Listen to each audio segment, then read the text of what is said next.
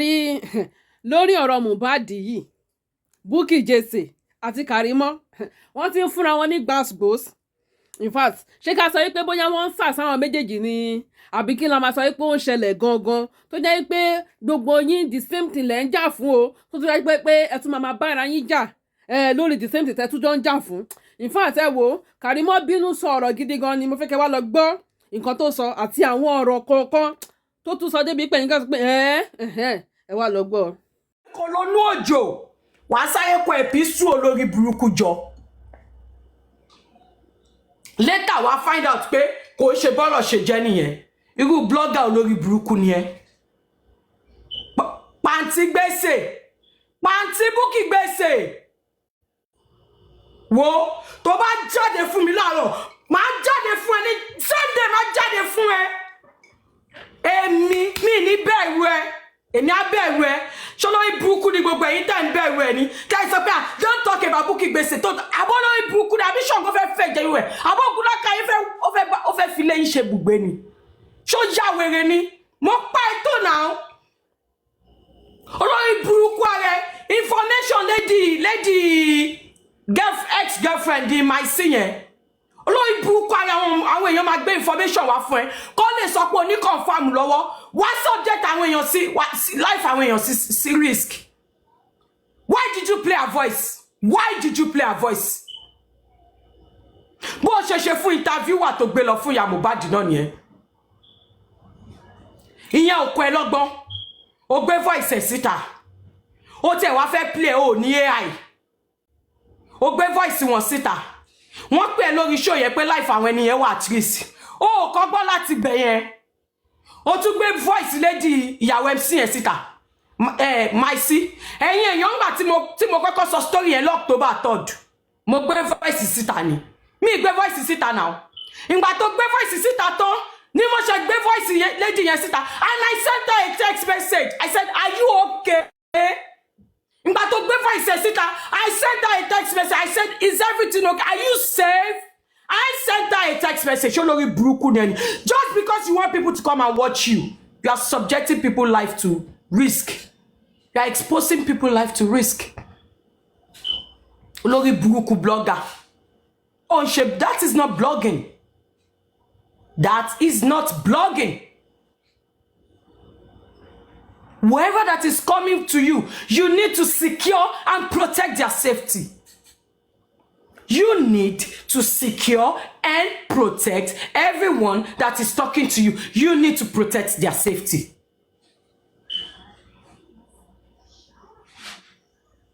But just because you want people to say you are saying the facts, you are playing people's voice notes. Are you fucking kidding me? Are you crazy right now? Bukky gbèsè má lọ wá o. Tún jáde fún mi. Bukky gbèsè jáde fún mi. Sori, má wá wo. Má tẹ̀ sí ẹ lójú pìṣìpìṣì.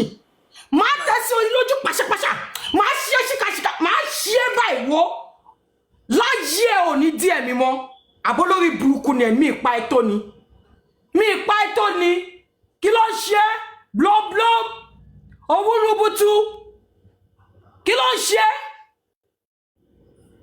kí ló orúkọ kíní iná kíní tá máa kíní orange báyìí tó máa ń ṣe lásìkò pumpkin kí ló ń ṣe orípò tí ń wú lẹ́nu jọ́ mẹ́ta ẹ̀ ó tún ti lọ ń lo máa wú olórí burúkú ó tún ti lọ ń lo máa wú mọ́tara ẹ̀. Gbọ́dọ̀ go for me wá wà. Ìní ọtí ẹ̀kọ́ èmi àwọn jẹ́fọ́ ẹ̀mí wọ́n lè gbé èrò wọ́n jí ni mo jẹ́ kó ní wọ́n máa jí ni èmi ò sínú àwọn tó máa pàṣẹ fún o àwọn olórí burúkú ọmọ ọṣẹ́ àwọn ṣó ti yẹ àwọn yẹn ló máa pèsè fún èmi mo dá dúró Karimo Àkànkẹ́ ó dá dúró kò sí lábẹ́ anybody mi ì dẹ̀ fẹ́ wà lábẹ́ anybody. Tó bá bí ẹ̀dá kó má jáde fún mi tó bá jẹ́ pé bàbá Jésè ló bí ẹ tó bá bí pọ̀rí bá pọ̀pọ̀ ẹ̀dá má fún mi lẹ́sìn tí mo ṣe yìí tó bá jẹ́ pé bàbá Jésè ló bí ẹ Jordan, can you put Steffi for Abike? Tó bá jẹ́ pé bàbá Jésè ló bí ẹ má jáde fún mi kó fún mi lẹ́sìn ogun ló ó máa pa Tóyìn Balógun olórí burúkú ẹrú Bukky gbèsè olóṣì tẹ́ bá wo èjì Tóyìn Balógun yẹn sìn ó máa ti wà 70 ó ń ṣerú ọmọ ẹ̀ olórí burúkú aláyé bàjẹ́ ẹrú lẹ máa ṣe kú. He's gonna put it for you. Kò ní dá fún gbogbo yín papọ̀. Kí ló ṣẹlẹ̀ gangan náà? Mo pa ẹ títí náà. O mọye gbà bẹ́ẹ̀ náà o tiẹ̀ béèrè pé kó tẹ̀ wá sọ lórí iṣu ẹ̀ pé wọ́n sẹ́ndì kọ̀kọ̀ sí ẹ o. Wọ́n ní Karimo sọ̀rọ̀ nípa Elégùṣì o. Ṣé Elégùṣì ló ń bá wí àbí Elégùṣì kọ́ ló ń bá wí? Kọ́ dẹ̀ sọ fún ẹ comment section pé kì í ṣe Elégùṣì ló ń bá wí o. Olórí burúkú ara ẹ̀ wèrè olóṣì ó ti kọ epistle jọ ó kọ epistle jọ bí ìtaṣà náà ó ń ṣe disclaimer olórí burúkú àbóògùn fẹ́ pa ẹ́ ó mọ̀wé tó yẹn ló lọ ń ṣiṣẹ́ kí ẹ̀ ló gbaṣẹ́ ọ́fíìsì lọ kó di lọ́ọ̀yà kó lọ di lọ́ọ̀yà bíi ti Yèyé Kúdí olóṣì aláyé bàjẹ́ ìgbà tó yẹ kó lọ kàwé kó di lọ́ọ̀yà bíi ti Yèyé Kúdí olórí burúkú ara ẹ̀ oko ló ń dó kiri obo ló ń ṣe lábàṣà kiri wèrè tapọ̀ mọ́ kò tà ó gbélẹ̀ ó ta suya spices kò tà ó gbélẹ̀ ó tepo olórí burúkú tepo kò sẹ́ni tó ń tepo tó ń ṣọ̀tì olórí burúkú tepo kò pàṣì kò fẹ́ẹ̀lì olórí burúkú tún ta oúnjẹ gbogbo mi ọyàn ló ti fi ta oúnjẹ tán gbogbo mi ọyàn àyà ẹ̀ ló ti fún oúnjẹ tó ń sè fáwọn èèyàn ló ti fi tà tán omi ọyàn ló fi ń dómi lákaná òun ló fi ń ro àmàlà lórí iná olórí burúkú bó ó ti lo gbogbo omi ọyàn tán bẹ́ẹ̀ lọ́yàn ń pọ̀ sí bọ́ọ̀lù ọyàn ń pọ̀ sí kò ní dáa fún ẹ o rò pé máa bẹ̀rù ẹ ni mi ní bẹ̀rù ẹ o arabu ni wọ́n máa ń rà arabu ló máa ń rà fún yàn. How many times since I've came out to talk about justice for Mohbad how many times have I said something táwọn èèyàn dẹ̀ ní bàbẹ́ so many times ló ti sọ ọkọ tó máa sọ pé àmì ìdẹ̀wà mọ̀ pé bó ṣe rí bẹ́ẹ̀ ni o when the deed has been done kò ní wà. Àtẹ̀sán tó wà lẹ́yìn ọ̀dọ̀ yín. Abike go this way go I'm coming. How many times ló ti sọ ọkọ táwọn èèyàn ò bá bẹ́ẹ̀ ìtò bá ka ẹ mọ́ àmà sọ pé àbọ̀ ṣe sọ̀kan nìyẹn nǹkan tó ti fi bàjẹ́ nǹkan lórí burúkú aláyé bàjẹ́ ṣé ò bú ìyá rẹ̀ mi ni ò bú ìyá rẹ̀ mi náà ó ṣe ìyá rẹ̀ mi ṣíkàṣíkà ó kọ orúkọ fẹ́ lọ pa àwọn ọmọ bàbá gbèsè náà ṣé ò kọ orúkọ kó fẹ́ lọ pa àwọn ọmọ bàbá gbèsè ni lórí burúkú aláyé bàjẹ́ alákìsà wèrè orí bí náwó sí àkísà ní wèrè kójọ olórí burúkú ó káṣọ jọ láì lóde wèrè káṣọ jọ bí láì lóde béèyàn bá tiẹ̀ máa lóde aṣọ rẹpẹtẹ sílẹ̀ àwọn tẹ̀ni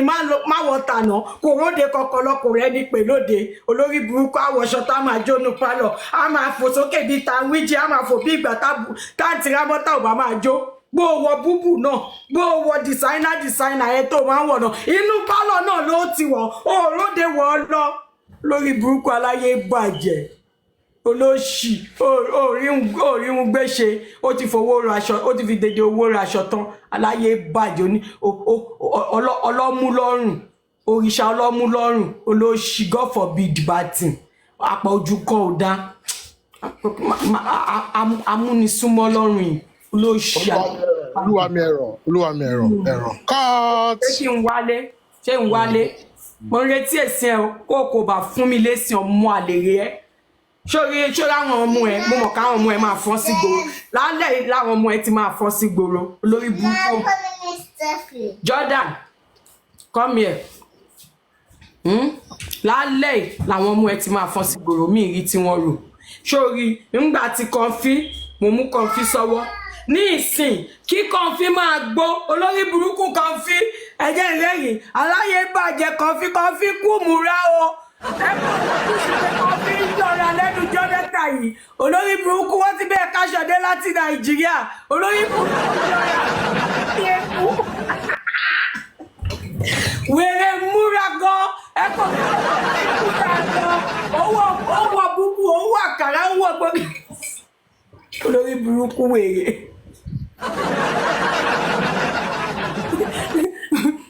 olóṣì wọ́n ti bá wèrè káṣọdé láti Nàìjíríà ọmú ètò ṣẹ́ẹ̀dẹ̀ ti káṣọdé orí olórí tó dé ti káṣọdé láti Nàìjíríà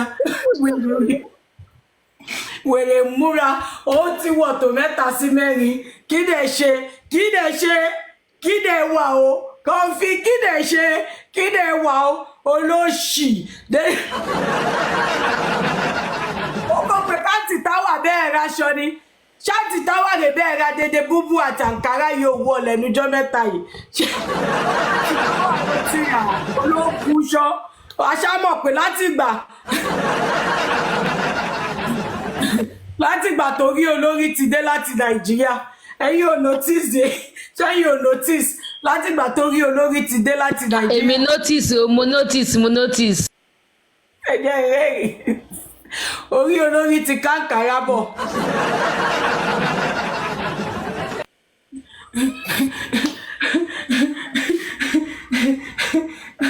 Olúwa olóbùkún làwọn ará bí. ṣé wọ́n rí pé inú ẹ̀ dùn yàtọ̀ wọ́n kàn máa bú ẹ comment section wọ́n náà máa spark wọ́n máa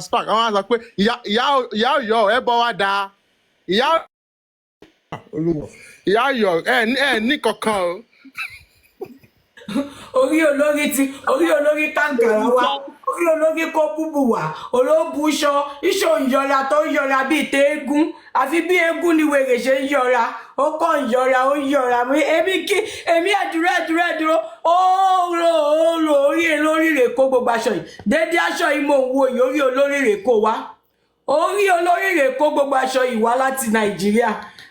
abájọ ikọ̀ fífi ń pàwọ̀dà ó ń pàwọ̀dà bí eégún bíi ti rúmọlẹ̀ ni wèrè ṣe ń pàwọ̀dà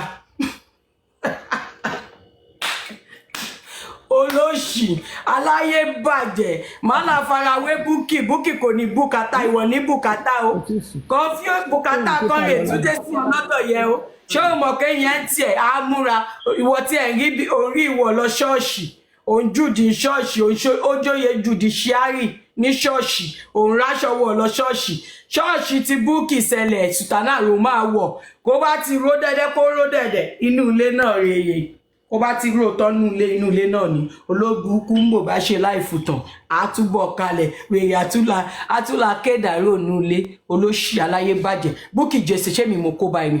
Bukky Jesse kí ló fi rán ẹ sí mi tí mi ò fi jíṣẹ́ ṣàlàyé fún mi kí ló gbé wájà tó fẹ́ polówó fún mi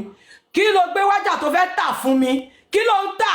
ṣọ́yàn ló ń tà ṣóúnjẹ ló ń sè ṣé pọ̀mọ́ ló ń tà àbó lórí burúkú ni ìwọ ló ṣàtà pọ̀mọ́ ńgbà tí pọ̀mọ́ ògbé ló gbówó pọ̀mọ́ lẹ̀ èmi ò dẹ̀ mọ̀ pé òun ta pọ̀mọ́ ńgbà tí Justice for Mohbad bẹ̀rẹ̀ ni mo mọ̀ kó bẹ̀rẹ̀ sí níta ni mo mọ̀ kó ti ta pọ̀mọ́ tipẹ́ olórí burúkú ara ogún mi ní Kàrímù onípọ̀mọ́ àmọ̀ pé Bukky onípọ̀mọ́ ní ìwọ náà ṣé o tún fẹ́ máa ta pọ̀mọ́ ló ṣe sílé mi ni Bukky ṣọ́rogún òwò lélẹ̀ torí kò yẹ kí orogún wà ní Justice for Mohbad tẹ́mi dẹ̀mọ̀ kẹ́ ń bá mi ṣorogún Justice for Mohbad ṣorogún pọ̀mọ́ títà ṣé o fẹ́ paradé onípọ̀mọ́ ni ó dẹ̀ gbégbá pọ̀mọ́ kárí ẹ̀ olórí burúkú wọ́n ti pàlèlé ẹ lórí ó mọyé owó tó ti ṣe ni Bukky onígbà òwò wèrè ta pọ̀mọ́ kò tà wèrè tẹja kò tà wèrè tepo kò tà wèrè tún ṣe oúnjẹ kò tà wọ́n á tún gbogbo àwọn ọkùnrin tó tún ṣe oúnjẹ lọ fún tó bá ti gbóúnjẹ lọ fún wọn lọ́fẹ̀ẹ́ wọ́n á tún kí ẹ mọ́lẹ̀ wọ́n á tún kó fún ẹ kòbàkòbà á tún dú ẹ wọ́n á dú ẹ ní ìdó òṣì kó tó padà wálé wàá sóúnjẹ lọ fún wọn lọ́fẹ̀ẹ́ wọ́n á ní tó bá gbowó wọ́n á fún ẹ lówó sọ pé ó ti lọ nìyẹn wọ́n á tún yẹ pátá ẹsẹ̀ ẹgbẹ́ kó tó wálé ayé ẹ polúkúlùmù ṣe Bukky ayé ẹ bàjẹ́ àní tó bá bí pọ̀rí máa pọ̀kọ̀ ẹ̀dá kó má fún mi lẹ́sìn tó bá bí yàrá yá ẹ̀dá Bukky má fún mi lẹ́sìn kò gbé wá kí gbómi jakaná fún mi kí n bẹ̀ ẹ́ wò abólórí burúkú ni ẹni ṣé mi wà náà àwọn tó máa bẹ̀rù ẹni Bukky kí ló fi ń ṣeré wọ́ àjọ mú nǹkan lẹ̀ abólórí burúkú ni ẹ ṣó ń ṣí èrè mọ́ tilẹ̀ ni ìjẹ́ tó jẹ tẹ̀tẹ̀ má jẹ dágúnró mi bẹ́ẹ̀ tó kí dágúnró ò ṣe jẹ dágúnró mi ò ṣe jẹ ìjẹ́ tó jẹ tẹ̀tẹ̀ má jẹ dágúnró mi bẹ́ẹ̀ mo pa ẹ tó ibi tó ti bẹ̀rẹ̀ wọ́n máa kọ́ tohùn mi fún ẹ there was a time tó advice mi lórí ọ̀rọ̀ ìyá Wùnmí mo dẹ̀ ṣe show mo dẹ̀ kí ẹ àbí ẹ̀ mọ̀gbà yẹn tí mo gbọ́ show tó ṣe tí mo dẹ̀ dúpẹ́ lọ́wọ́ ẹ̀ wọ́n gé voice mi wọ́n send ẹ̀ fún ẹ ibi tí mo ti ń dúpẹ́ lọ́wọ́ ẹ̀ wọ́n kọ̀ tẹ̀ wọ́n send ẹ̀ fún ẹ ṣáná wọlé Elégùṣì spender ó bọ́ta ó sáré kọ disclaimer àbí bẹ́ẹ̀ kọ́ pé ṣọ́rin nǹkan tí Kàrímọ́ sọ Kàrímọ́ ló ṣe kíní kan. Kàrímọ́ jẹ́ ǹjẹ́ ọ̀fẹ́ torí tó lọ lọ́wọ́lọ́wọ́ yìí sí tọ́lọ́ pé wọ́n di nurse ṣẹ́rí ẹ̀yìn Ishtok Ọláìdé torí pépérèpè ẹ ṣọ́ra yìí o ẹ má forí gbé egun légo. Tọ́ bá lé mi ni èmi ni tọ́ bá lé mi ni nọ́ọ̀sì èmi ni ṣé mi ń bẹ̀rù ni ṣé ẹ̀ lé mi ni nọ́ọ̀sì nísìn adájọ́ kò ní pé báwo lèmi ṣe jẹ́ nọ́ọ̀sì ṣé passport mi máa pààrọ̀ àbí ṣé mo dẹyẹ ṣé ṣì mo dẹyẹ kí mo wá gún Mohbad lábẹ́rẹ́ lóru àbò wèrè ṣe wèrè yín náà wèrè wà láwùjọ àwọn girama yín lé náà ṣé wọn kò ní ṣe investigation wọn kò ní mọ̀ gbà mo wọlé ṣé airport Muritala kọ́ ni mo gbà wọlé a ọpọlọ yín kú ẹ ti ń ṣí èrè ń gbọ́ olórí yín kò ní làákàyè báyìí sẹ́yìn ọmọlẹ́yìn ṣe fẹ́ ní làákàyè olórí yín Bukky Jesse ìyẹ kó fi gbọ́n ó ti fi kọ́ mú jọ sọ fún ọlọ́múlọ́ fún olórí kò gbọ́n báyìí sí ọmọlẹ́yìn ṣe fẹ́ gbọ́n second in command àfi bí dídìrín nìyẹn ṣe ń ṣe kànfí dọ̀dọ̀ yọ̀ ọmọ tó yóò gbọ̀n dágini dọ́rọ́ ọbọ̀kun kànfí ẹja ọbọ̀kun ìyẹn náà kò gbọ̀n báyìí sẹ́yìn ọmọlẹ́yìn ṣe wá fẹ́ gbọ́n olórí kò gbọ̀n second in command náà kò gbọ̀n báyìí sẹ́yìn tó kù tán ẹ̀yin akéwèjẹ ìyànkó kiri báyìí sẹ́ ṣe fẹ́ gbọ́n ẹ kò ní làákàyè ikú gangan kọ́ bá pè mí rèé nọ́ọ̀sì kọ́lá kọrúkọ mi síbẹ̀ pé mi rèé nọ́ọ̀sì ìtírìtì Mohbad kọ́lá kọrúkọ mi síbẹ̀ kọ́ dẹ̀ ṣe forensic kọ́ bá rí DNA mi ní kọ́ bá rí DNA mi lára Mohbad wọ́n ṣá ti sí Mohbad kí n tó dé wọ́n dẹ̀ ti gbé Mohbad lọ sí mọ́ṣúárì kí n tó dé kọ́ ṣe forensic tọ́ bá ti rí DNA tèmi tọ́ rí DNA mi lára Mohbad torí bí Mohbad ṣe wà lọ́wọ́lọ́wọ́ yìí àìmọye DNA ló wà lára ẹ̀ tí tèmi bá ti wà lára ẹ̀ ẹjọ́ kú sáké wọn ò ní làákàyè. Is that not Stephanie? Can you put it to Stephanie for her?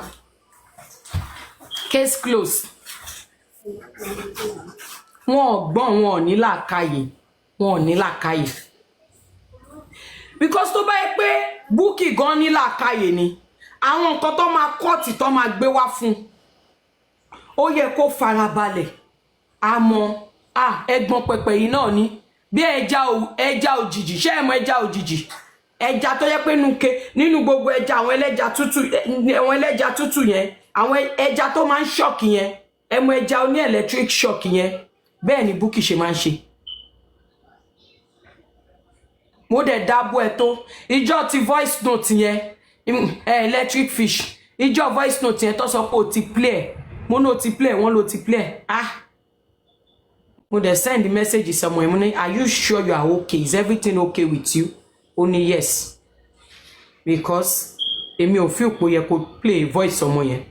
ṣùgbọ́n iṣẹ́ ẹ nìyẹn and you shouldn't be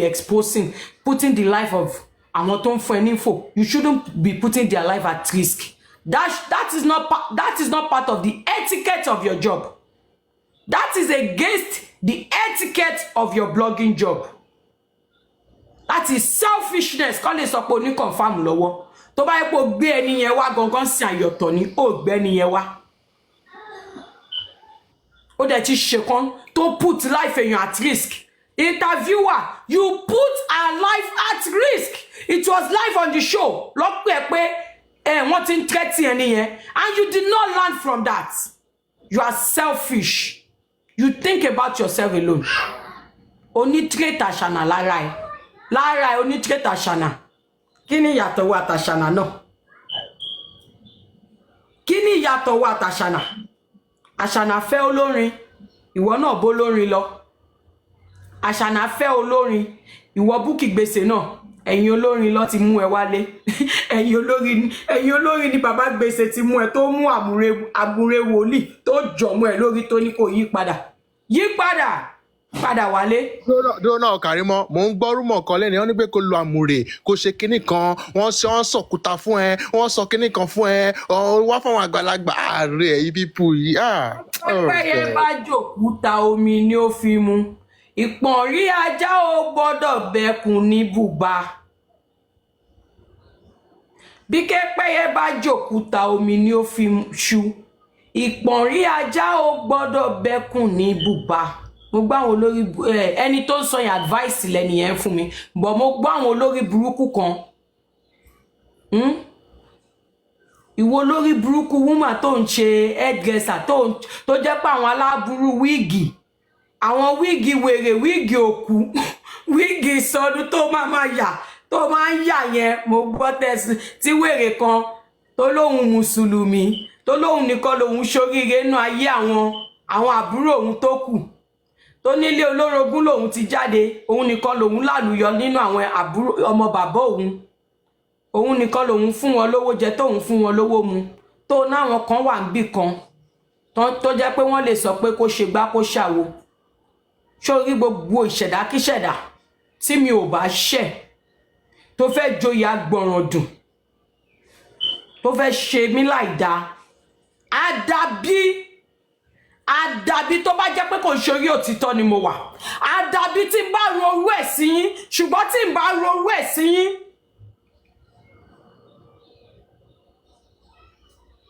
á padà sí yín lórí ẹbọ àtọ̀ yín lọ àṣàṣì àtọ̀ yín lọ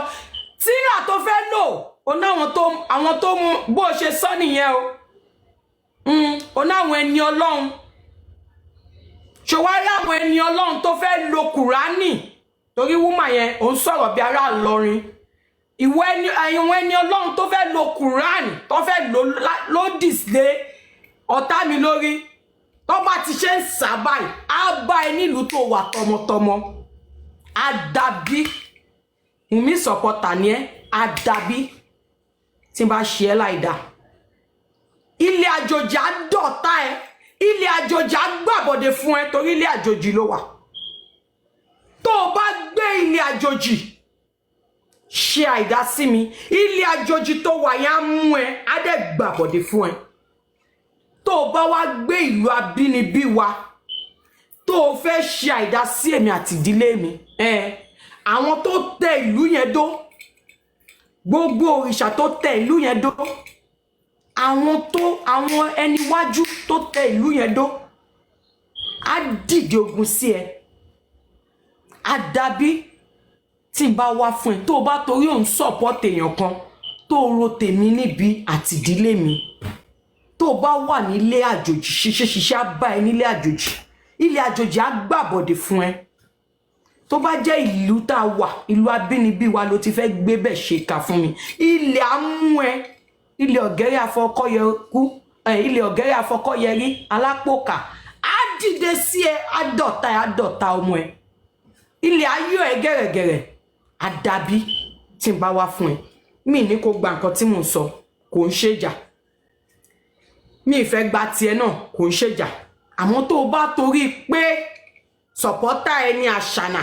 sọ̀pọ́tà ẹni Bukky Jesse àbí torí èmi àti sọ̀pọ́tà ẹ get along tó wá porí mi ní láìda ilẹ̀ tó wà nílùú yẹn gbogbo òrìṣà tó wà nílùú ilẹ̀ ìlú tó wà tó ti fẹ́ gbégbèsè yẹn á di èèwọ̀ fún ẹ á dọ̀tá ẹ torí àdàbí tí n bá wá fún yín tí n bá ti wá fún yín tẹ́ ẹ bá wá fún mi kì í wá fún yín olórí burúkú Bukky Jesse yìí adìyẹ funfun tí ò mọ rẹ̀ lágbà tó lọ sàgbàdo mọ́dì tó sọ̀rọ̀ ẹ̀dá láàrífín ẹ̀dìyẹ àgbàyà burúkú olóṣì ètè ma ọlọ́múlọ́rùn wèrè ajẹ́kù asẹ́nàmì asẹ́nàmì oníbúrẹ́dì ló fi ẹ̀wà gọ̀yìn kó ṣú àwẹ̀ olórí burúkú ajẹ́kù asẹ́nàmì òun máa ń ṣòwò ṣọ́ọ̀tì láyé ẹ̀ ni ó ṣòwò ṣọ́ọ̀tì ara ó ṣòwò ṣọ́ọ̀tì owó lọ́dọ̀ asẹ́nàmì ńgbà sẹ́nà mi jẹ́ wà gànyìn tó mú búrẹ́dì bàbá oní búrẹ́dì tó mú búrẹ́dì títí tó fi jẹ tó fi kẹ́wà gànyìn ẹ̀ jẹ tí ò rèrè ń bẹ̀ asẹ́nà mi yà tẹ̀síwájú olórí burúkú aláyé bàjẹ́ ìwọ ló fẹ́ wá fèmí wo máa fún ẹ jẹ back to back ni wèrè tó ń fowó rọkọ wèrè tó ń dó mọ́nu mọ́tò olóṣì olórí burúkú ọlọ́mú lọ́rùn aláyé bàjẹ́. You play the voice note mo dẹ̀ gbọ́ mo ní ṣé Bukky ti play wọ́n ní kò tí wọ́n ló ti play ṣó ti play tán wọ́n ní kò play tán mo ní màá dúró kó play tán kí tó play tọ̀dọ̀ mi mo ní màá dúró kí Bukky play tiẹ̀ tán kí tó play tọ̀dọ̀ mi ó béèrè lọ́wọ́ mi wọ́n mi ìfẹ́ kó dàbí competition mi ìfẹ́ kó dàbí pé àṣetorí Bukky ti play lè bí wọ́n ṣe play ó dẹ̀ play tọ́dọ̀ mi gan mi ti play tán mi ti play tó sì kú 1 hour something kí n play kí ló ṣẹlẹ̀ gangan náà kí ló fa orí burúkú kí ló kàn mí pẹ̀lú tiẹ̀ Bukky ṣé iṣẹ́ wa papọ̀ ní ṣé blogger lèmi ni èmi ò ṣe blogger náà ìwọ ló fi blogger ṣiṣẹ́ ìwọ ni blogger olóṣì aláyé bàjẹ́ kí ni tèmi pẹ̀lú tiẹ̀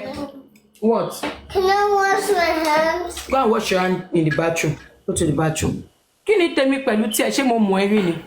Ṣé tí ẹ kí n ṣe tèmi náà? Bẹ́ẹ̀ náà ni kí ni mo sọ́njọ́ kan náà? No, it's too high. This one is too high. Go to the bathroom. DJ Bami. Ṣé DJ èwo nìyẹn? DJ Bami, wọ́n lọ́ fi sọ pé wọ́n ni nurse tó sọ pé DJ Bami lórí show Badala àti ń jọ yẹn. No, mo tiẹ̀ sọ kọ́kọ́ ni tó ní àti gbọ́ yẹn tẹ́lẹ̀. O ò lè mú mọ́ra. O ò lè mú jealousy yẹn mọ́ra.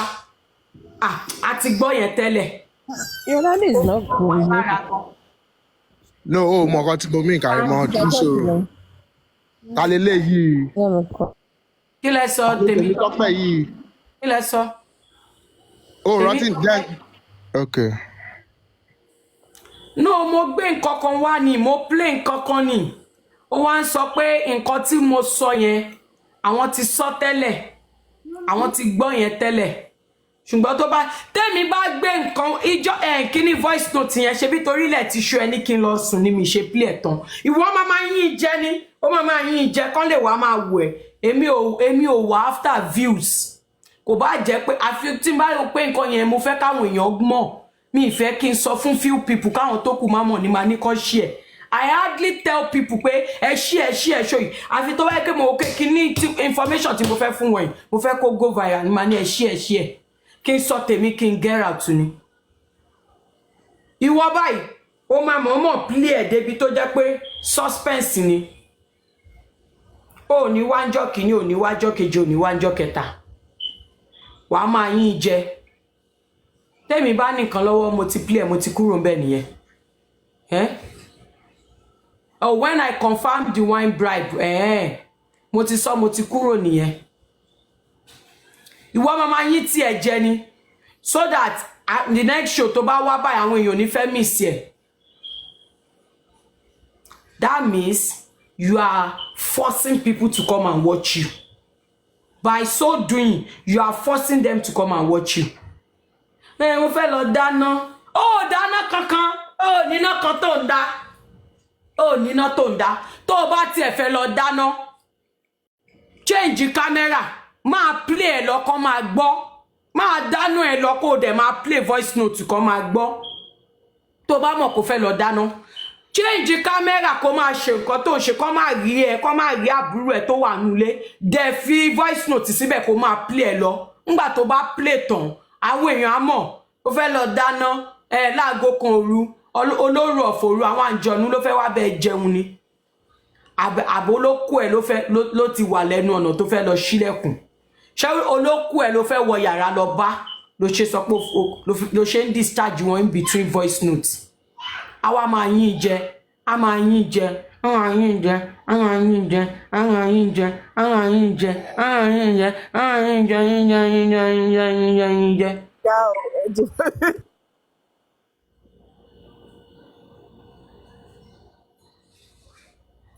a máa yín jẹ so that the next show báyìí àwọn èèyàn Bukky máa play voice note tó kù Bukky máa kó ṣí lọ dànù kó ṣí lọ. bẹ́ẹ̀ làwọn ajẹ́ àwọn wá sí comment section BJ is life BJ is life BJ is life wọ́n wèrè. ó lákankan tó bá mọ̀ wọn ara ẹ̀ tó bá mọ̀ wọn ara ẹ̀ wò wàá rọra yìn mí nù wàá yà mí sí mímọ́ wàá sọ mí di Sunday ọjọ́ ìsinmi wàá sọ mí di yà sí mímọ́ yà sí mímọ́ Holy Michael ẹ̀sùn kalẹ̀ kẹwàá yà sí mímọ́ yà sí mímọ́ kò yẹ wàá yà mí sí mímọ́ tó o bá yà mí sí mímọ́ wo season fíìmù lèmi àti ẹ wá fún mi kí n wá fún ẹ tó o bá wá nǹkan tí o bá mú mi wá fún ẹ lẹ́sẹ̀kẹsẹ̀ á jẹ́ pé mo wà ń bíṣẹ́ ṣé o mọ̀ kémi níṣẹ́ èmi níṣẹ́ ń tèmi ìwọ náà dẹ̀ níṣẹ́ iṣẹ́ alẹ́ ló ń ṣe ṣé o mọ̀ bẹ́ẹ̀ wo tó o bá wá fún mi tí n bá wá fún ẹ pé mi lólórí ọmọ àlè ẹ̀yin mọ́mí wa tẹ́ máa ń tètè bẹ̀ ẹ má bínú ṣé ẹ ti rí sìn ṣé ẹ ti rí nǹkan táwọn ọmọ lẹ́yìn ẹ̀ ṣe ṣé ẹ ti rí ajá ẹ̀ igbákejì Bukky dọ̀dọ̀yọ̀ kọfí dọ̀dọ̀yọ̀ bàálù kí ló ṣẹlẹ̀ fóònù ti fọwọ́ kú blomblom ṣé ẹ rí nǹkan tí blomblom ṣe ṣé ẹ ti rí torí ẹ ní kí n má play ibi tóun ti bú bàbá